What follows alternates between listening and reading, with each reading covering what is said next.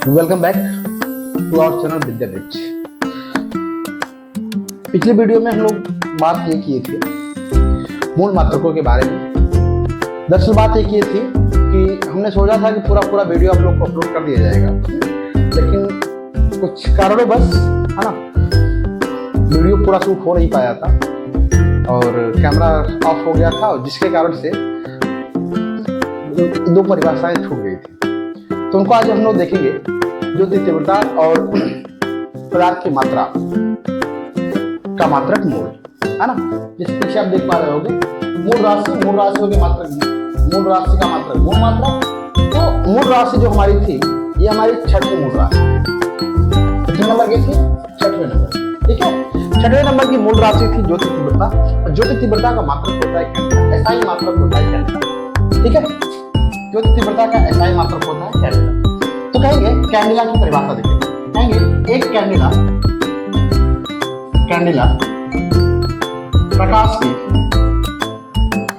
प्रकाश की वह ज्योति तीव्रता है, वह ज्योति तीव्रता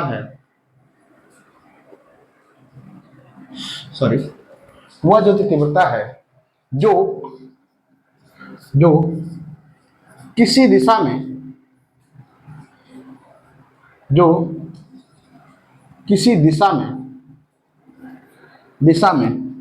540 गुणे 10 के पावर 11 हर्ट है, या किसी जगह पे ये दिया होता है 5.40 into 10 to the power 13 hertz है ना। दोनों दिया होता है, तो इसमें कोई घबराने वाली बात नहीं, इसको इतना लिखा जाता है। ठीक है, तो इतना या इतना हर्ट्ज की आवृत्ति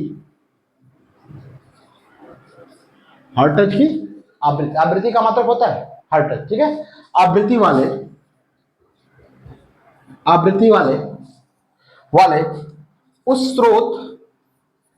स्रोत या प्रकाश स्रोत, देखिए उस प्रकाश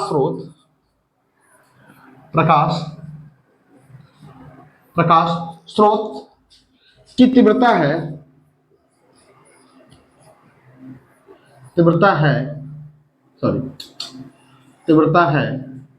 जो उस दिशा में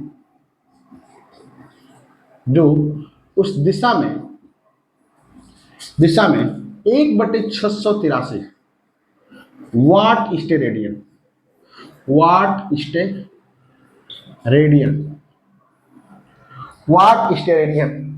की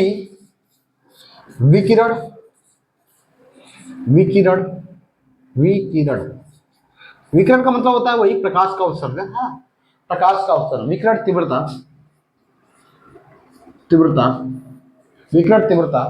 का एक वर्णित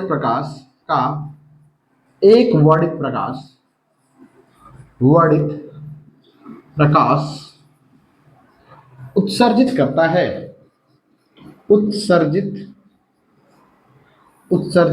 है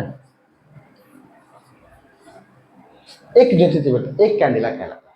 ठीक है, इसका मात्रक हो जाता है कैंडेला। और इसमें दो बातें आ रही हैं। एक बात ये आ रही है एक वर्णित प्रकाश क्या होता है, जरा देख लेते हैं। एक वर्णित प्रकाश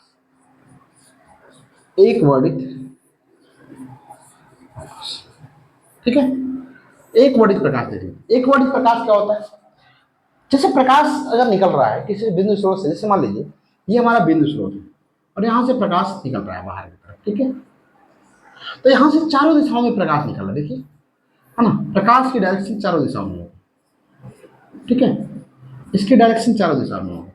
तो ये प्रकाश, ये जो लाइट है, तो एक ही प्रकाश स्रोत तो एक ही है, लेकिन यहाँ से जो तरंगे हैं वो भिन्न तरंगे निकल रही है। प्रकाश भिन्न निकल रहा है, अलग अलग दिशाओं में निकल रहा है। ठीक है, तो ये जो जितने भी प्रकाश है ये सारे के सारे एक वर्णित प्रकाश कब कहे जाएंगे? जब इन प्रकाश की आवृत्ति आयाम तरंगदैर्घ्य,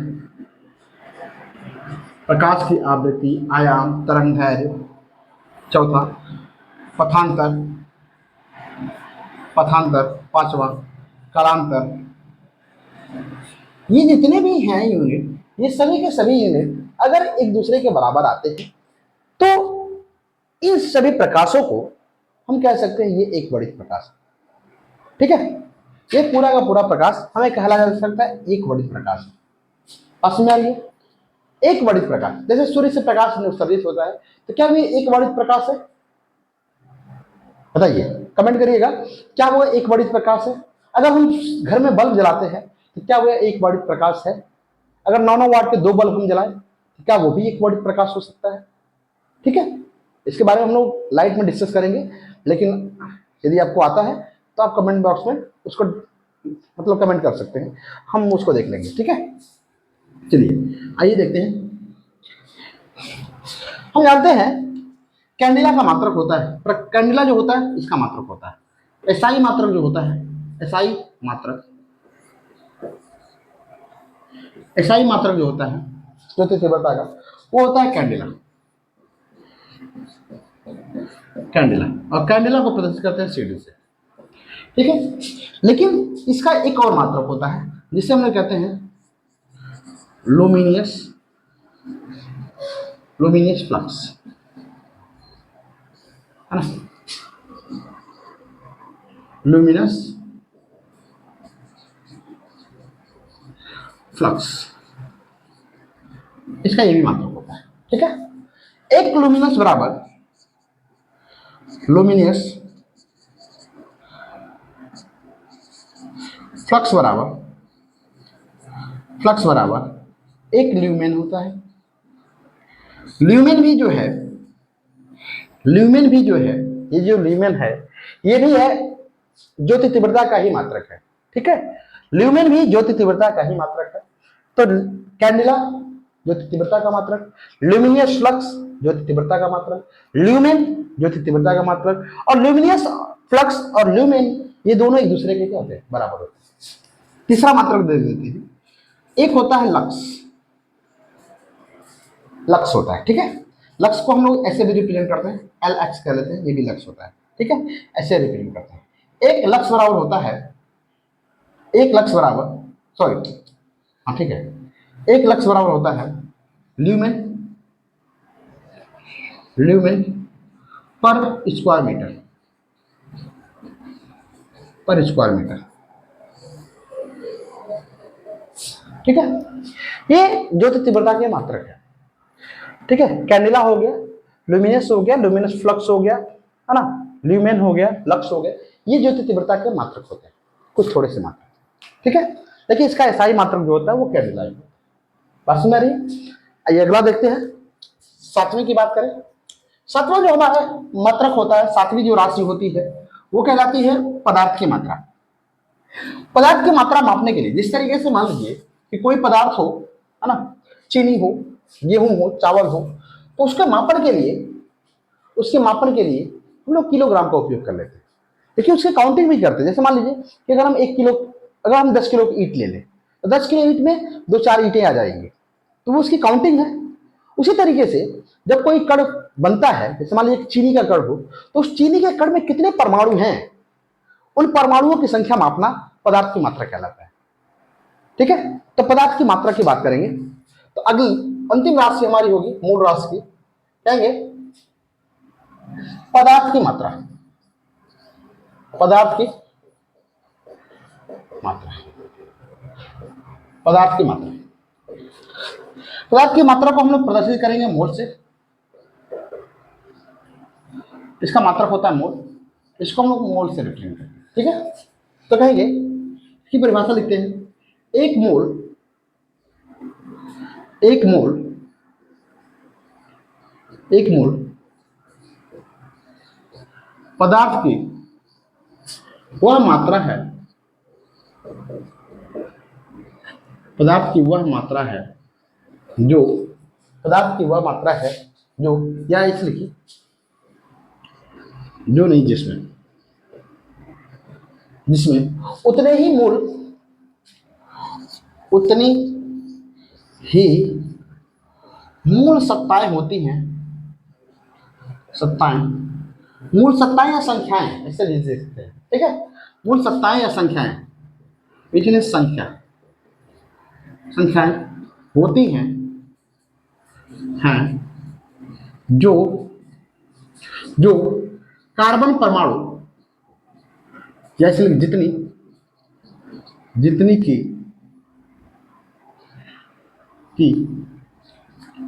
कार्बन परमाणु कार्बन परमाणु परमाणु C612, ये भी लिख सकते हो और ये भी लिख सकते हो C612, ठीक है, दोनों तरीके से लिख सकते हो, कोई दिक्कत नहीं, इतना भी लिखा जाएगा ये भी लिखा जाएगा, दोनों को सेम पढ़ते हैं। C612 के 0.012 gram kilogram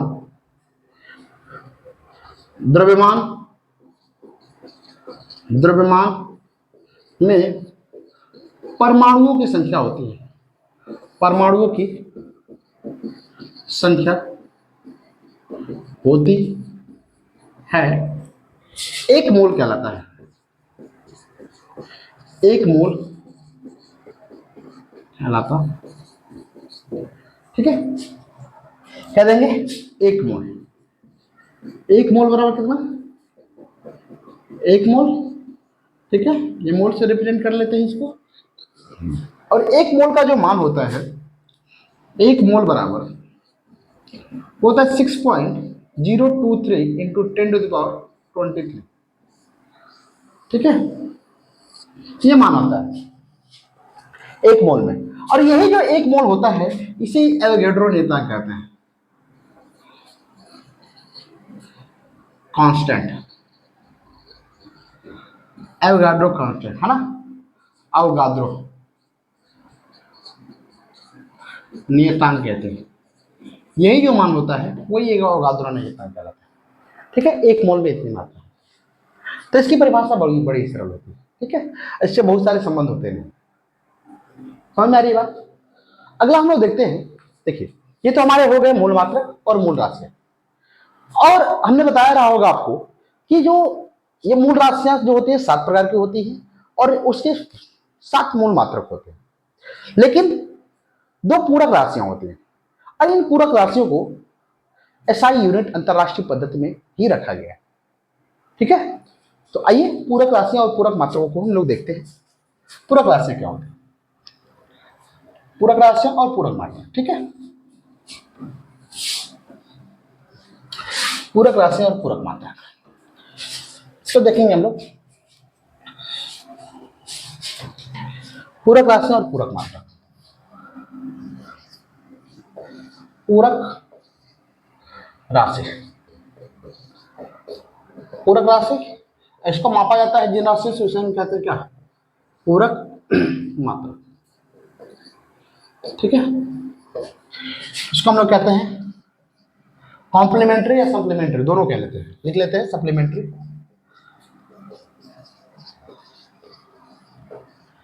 supplementary, supplementary quantity, quantity, ठीक है, ऐसे हम लोग कहते हैं सप्लीमेंट्री यूनिट, है ना, यूनिट ऐसे लिख लेते हैं, ठीक है। पूरक राशियां जो होती है 2 प्रकार की होती हैं, क्या लिख लेंगे, ये राशियां 2 प्रकार की होती हैं, 2 प्रकार की होती हैं, पहला होता है, पहला जो होता है वो होता है क्या, कोण, इससे हम लोग कहते हैं एंगल, ठीक है, और कोण का मात्रक होता है एसआई मात्रक, रेडियन होता है, ठीक है, और दूसरा होता है घनकोण, इसको यहां पे लिखते हैं, डिफाइन भी कर देंगे इसी के साथ में, ठीक है, घनकोण, घनकोण, और इसका जो इसको हम कहते हैं सॉलिड एंगल, सॉलिड एंगल, तो इसका मात्रक होता है स्टेरेडी, स्टेरेडी, ठीक है, देखिए इसका मात्रक होता है स्टेरेडी, रेडियन को हम आरएडी से रिप्रेजेंट करते हैं, ठीक है, और स्टेरेडियन को एसआरएडी से रिप्रेजेंट करते हैं, बहुत ज्यादा कुछ है नहीं, ठीक है, ये कोण का मात्रक होता है, ये घनकोण का मात्रक होता है, आपको ये पता होना चाहिए, ठीक है, ये आपको बात पता होना चाहिए कि कोण जो होता है ये 2 डायमेंशनल, कोण जो होता है द्विविमीय संरचना पे आधारित होता है, और घन कोण जो होता है ये त्रिविमीय संरचना पर आधारित होता है। अगर कोई बॉडी त्रिविमीय है तो वहां पे घन कोण का निर्माण होगा, और यदि कोई बॉडी द्विविमीय है, 2 डायमेंशनल है, तो वहां पे कोण का फॉर्मेशन होगा। ठीक है, तो आइए देखते हैं कोण किसे कहते हैं। ठीक है, देखिए कहेंगे एक रेडियन वह घन कोण है, वह कोण है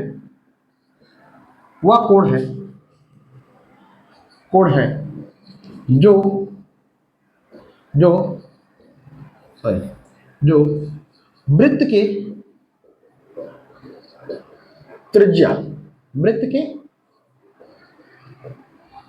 वृत्त के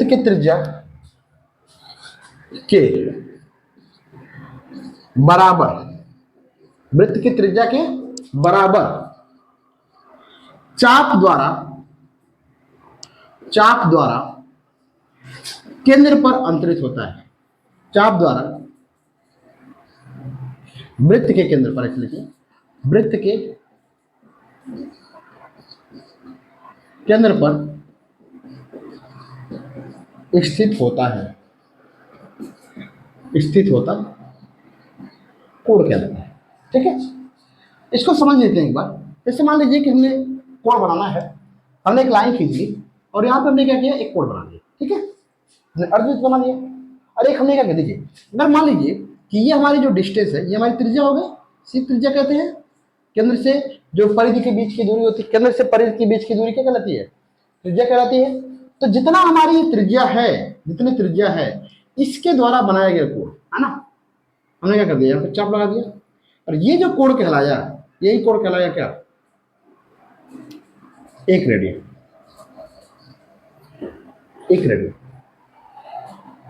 ठीक है, ये कोण कहलाया क्या, एक रेडियन।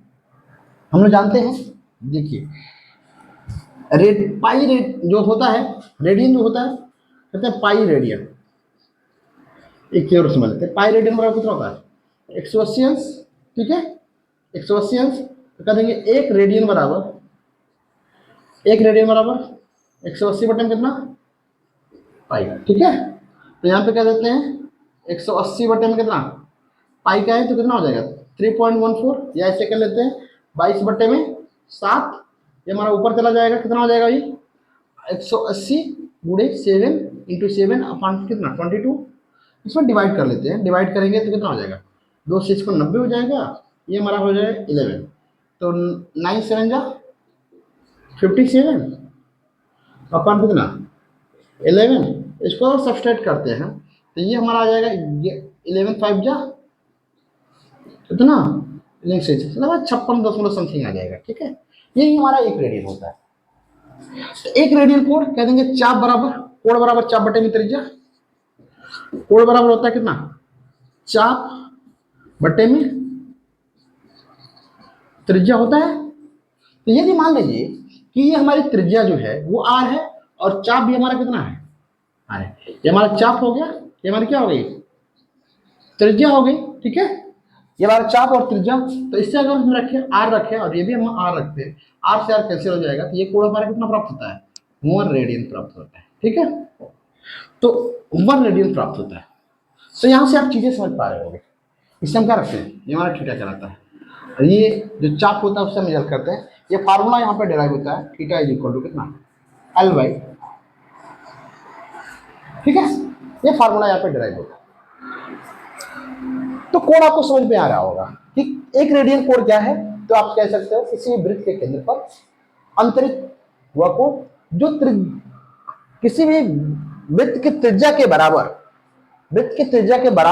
चाप द्वारा वृत्त के केंद्र पर स्थित होता है, अंतरित कोण एक रेडियन कहलाता है। ठीक है, आइए घन कोण देखते हैं, इसको हम लोग इरेज करते हैं थोड़ा सा, ये हमारा इरेज हो जाता है।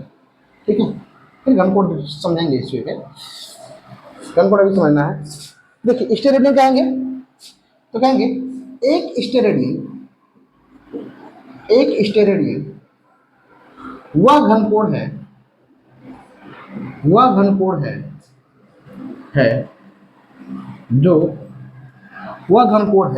देखिए एक बात और है, ये कोण जो होता है ये चाप द्वारा किसी वृत्त के केंद्र पर बनता है, लेकिन घन कोण जो होता है ये पृष्ठ द्वारा बनता है। पृष्ठ द्वारा वृत्त के केंद्र पर बना कोण, है ना, गोले के केंद्र पर बना कोण क्या कहलाता है? घन कोण कहलाता है। और चाप द्वारा किसी किसी डिस्टेंस द्वारा, या चाप डिस्टेंस को चाप कहते हैं, है ना, किसी दूरी द्वारा किसी बिंदु पर बना कोण कोण कहलाता है। ठीक है, तो देखिए एक स्टेरेडियन वह घन कोण है जो गोले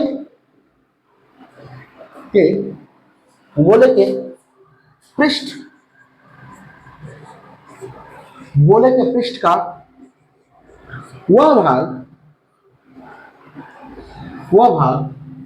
या ऐसे लिखेंगे, जो गोले के पृष्ठ का वह क्षेत्रफल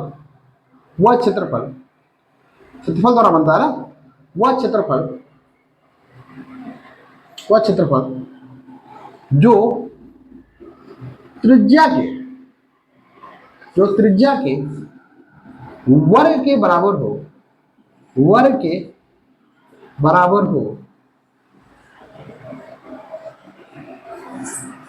बराबर हो। ठीक है, ऐसा क्षेत्रफल, जैसे मान लीजिए ये कोई गोला हो, समझिएगा, ये कोई गोला हो और यहाँ पे कोई पृष्ठ ले लेते हैं, ठीक है, और इसका केंद्र मानते हैं, तो ये जो पृष्ठ है ये इसकी त्रिज्या हो गई। तो ये जो पृष्ठ है इसका क्षेत्रफल आर स्क्वायर के बराबर, पाई आर स्क्वायर जो होता है ना, तो इसकी भी कोई त्रिज्या होगी, मान लीजिए कि एल मान लीजिए, तो पाई एल स्क्वायर जो हो वो आर स्क्वायर के बराबर हो। इस आर स्क्वायर के बराबर हो, इसके द्वारा इस वृत्त पर बना कोण जो होगा वो क्या कहलाएगा? घन कोण कहलाएगा। देखिए यहां पे लिख देते हैं, कोण को थीटा से प्रदर्शित करते हैं। ये छूट रहा था, प्रदर्शित करते यहाँ पे छूट रहा था। ठीक है, क्योंकि इसको ओमेगा से रिप्रेजेंट करेंगे। तो पृष्ठ का वह क्षेत्रफल जो त्रिज्या के वर्ग के बराबर हो, इसके द्वारा गोले के केंद्र पर अंतरित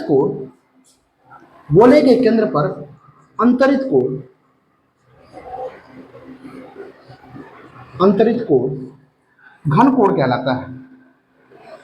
एक घन कोण एक स्टेरेडियन कहलाता है।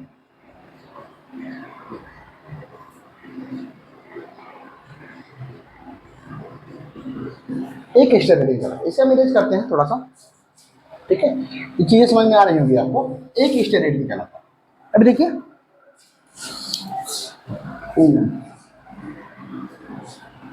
ठीक है, ये हमारा केंद्र हो गया, ऐसे हम डी ओमेगा से प्रोजेक्ट करते हैं। ठीक है, तो कहते हैं घन कोण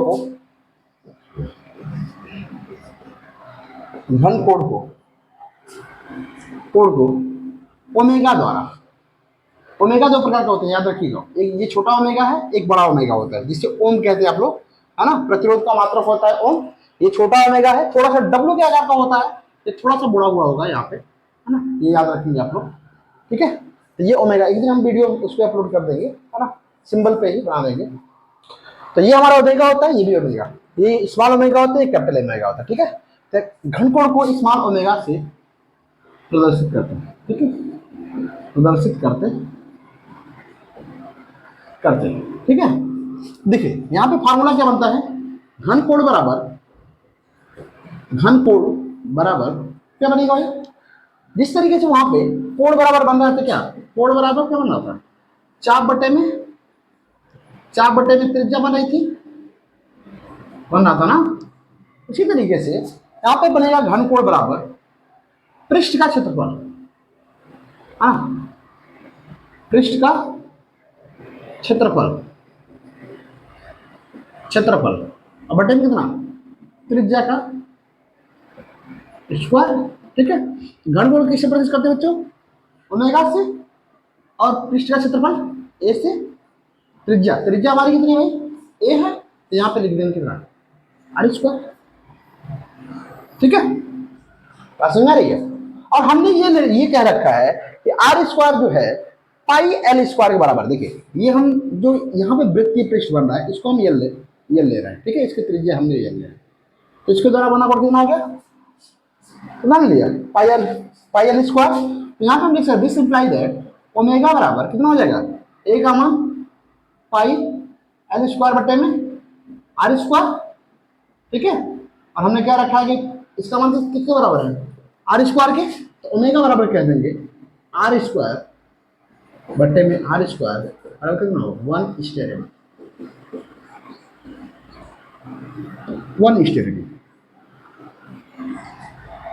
बात समझ में आ रही है। एक स्टेरिडी की परिभाषा आपको समझ में, तो हम लोगों ने 2 से 3 वीडियो में लगभग 3 से 4 वीडियो में हम लोगों ने पूरक राशि और पूरक मात्रकों के बारे में पढ़ा। देखिए किसी भी राशि को मापने के लिए, कोई भी राशि है ना, किसी भी राशि को मापने के लिए मानक की आवश्यकता होती है, और वो जो मानक होता है वही मात्रक कहलाता है। तो अगर हम किसी वस्तु को मापते हैं, कोई भी वस्तु हो, अगर हम उसको मापते हैं, तो अगर मापने में कोई भी असावधानी होती है, याद रखो कोई भी असावधानी होती है तो उसमें त्रुटि होगी। 110% त्रुटि होना नेसेसरी है, लाजमी है कि त्रुटि होगी, ठीक है। त्रुटि होगी, और त्रुटि को कम करने, देखिए त्रुटि को खत्म तो नहीं किया जा सकता, इतना तो जान लीजिए। यदि हम कोई भी चीज, कोई भी कार्य कर रहे हैं तो कुछ ना कुछ त्रुटियां हो सकती हैं। जैसे हम आपको टीच कर रहे हैं, पढ़ा रहे हैं, इसमें कुछ ना कुछ त्रुटियां हो सकती हैं, ठीक है। कोई भी चीजें 100% परफेक्ट नहीं है, सारी चीजें 100% परफेक्ट नहीं है, ठीक है। 100 में 100% कोई चीज होती ही नहीं, ठीक है। 99.99% हो सकता है, लेकिन 100% नहीं हो सकता, 100% दवा नहीं कर सकता। तो जो 0.01% है, 0.01% है, ये हमारी त्रुटि हुई, ठीक है। तो सबसे बड़ी बात, हम मापन की बात कर रहे हैं, तो मापन में त्रुटि होगी, चाहे कोई भी मापन में त्रुटि होगी। यदि हम किसी चीज को मापते हैं तो उसको त्रुटि होगी, 110% त्रुटि, तो त्रुटि होगी, ये तो लाजमी है कि त्रुटि होगी। त्रुटि को हम रोक नहीं सकते, लेकिन हाँ एक काम कर सकते हैं, तो त्रुटि को हम कम कर सकते हैं। त्रुटि को कम कर सकते हैं, किससे कम कर सकते हैं? त्रुटि को कम करने का 2 तरीका है। पहली तो सावधानी, अगर किसी कार्य को बहुत सावधानी पूर्वक किया जाए तो त्रुटि थोड़ी कम होगी, ठीक है। और दूसरी सावधानी ये है, दूसरा काम ये है कि यदि कोई भी मापन हम ले रहे हैं तो उसको जितने से छोटे पैमाने में मापते हैं, जितने छोटे से छोटे पैमाने पर, उतना ही उसकी परिशुद्धता ज्यादा होगा। और किसी भी वस्तु को अगर हम बड़े पैमाने में मापते हैं, जितना बड़ा पैमाना, किसी वस्तु को मापने के लिए जितना बड़ा पैमाना हम उपयोग करेंगे, उस वस्तु के मापन में उतनी ही ज्यादा त्रुटियां होंगी। हम लोग पहले चैप्टर को मापन नहीं पढ़ रहे हैं, मापन और मात्रक। तो मापन में त्रुटि को कम करने के लिए सबसे छोटे मात्रक का उपयोग करना होगा। और त्रुटि ज्यादा कैसे होगी? यदि हम बड़े पैमाने को उपयोग कर रहे हैं तो त्रुटि ज्यादा होगी, ठीक है। तो सूक्ष्म पैमाने, छोटे पैमाने का उपयोग, छोटे पैमाने का उपयोग,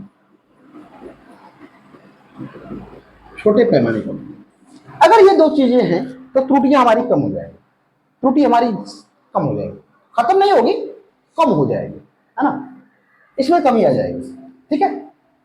देखिए तो त्रुटि, इसके बाद हम लोग त्रुटि ही पढ़ने वाले हैं। किसी भी कार्य को करने के लिए त्रुटि होगी 100%।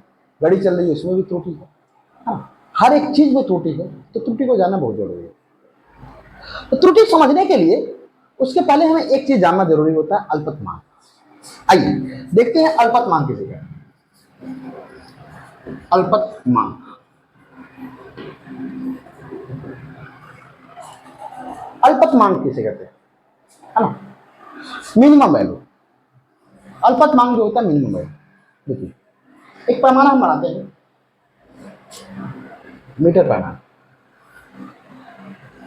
ठीक है। 10 10 10 10, 1 2 3 4 5 6 7 8 9 हुआ। अच्छा, इसे 10 लेते हैं, ठीक है, 10 लेते हैं। ये हमारा 0, 10 20 30 40 50, 60, 70, 80, 90 और 100।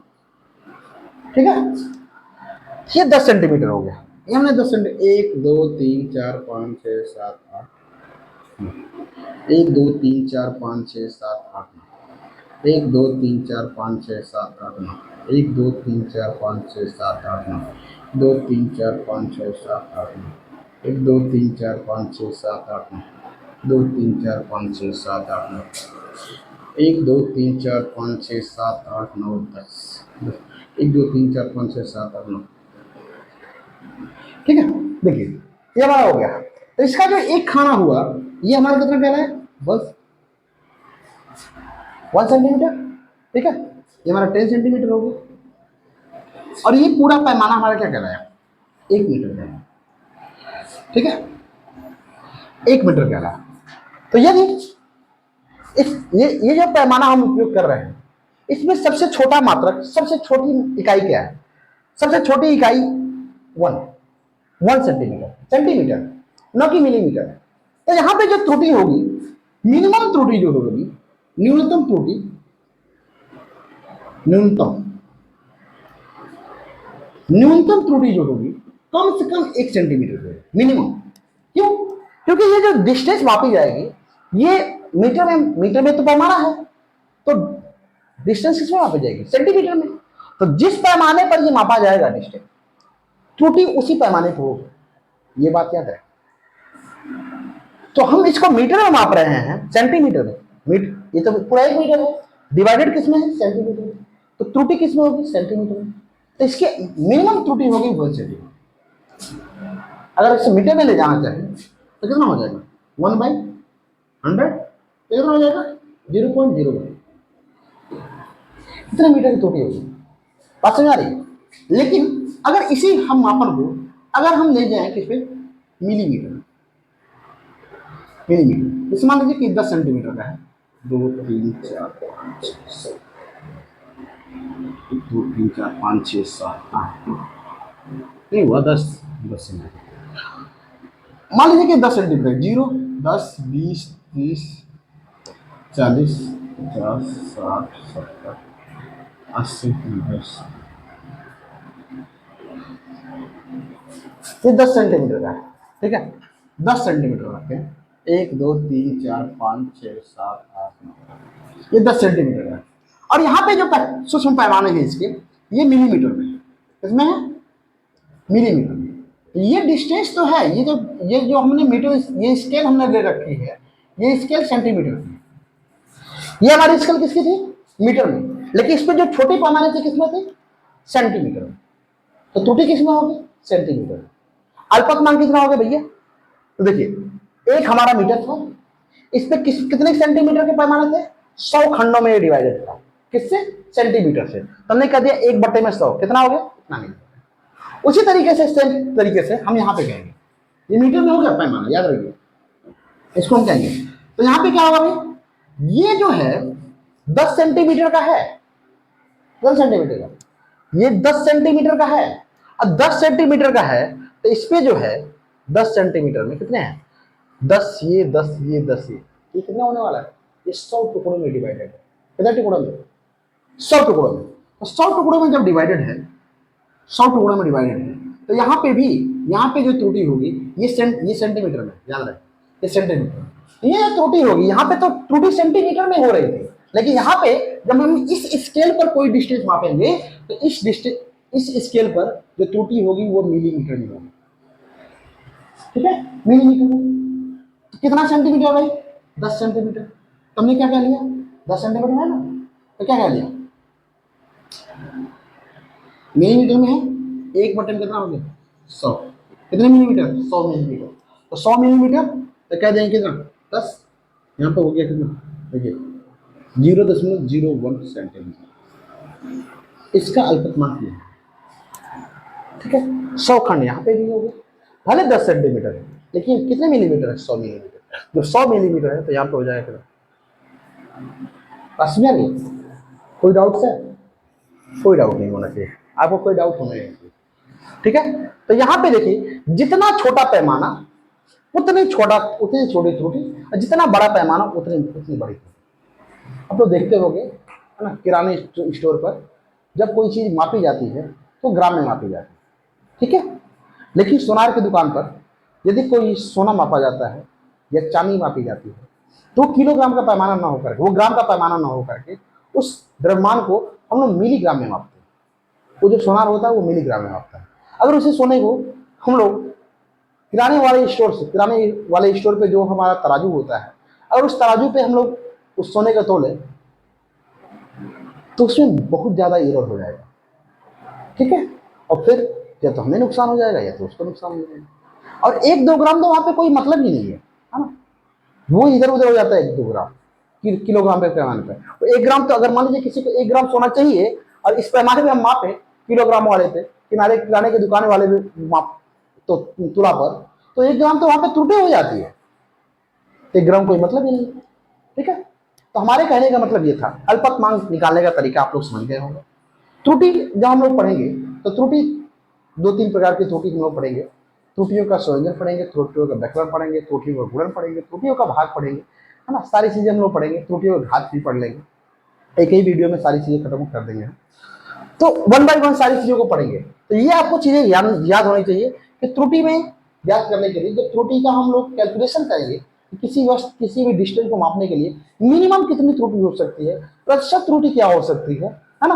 तो उस त्रुटि को निकालने के लिए सबसे जरूरी चीज होगी अल्पतमांक, मिनिमम वैल्यू।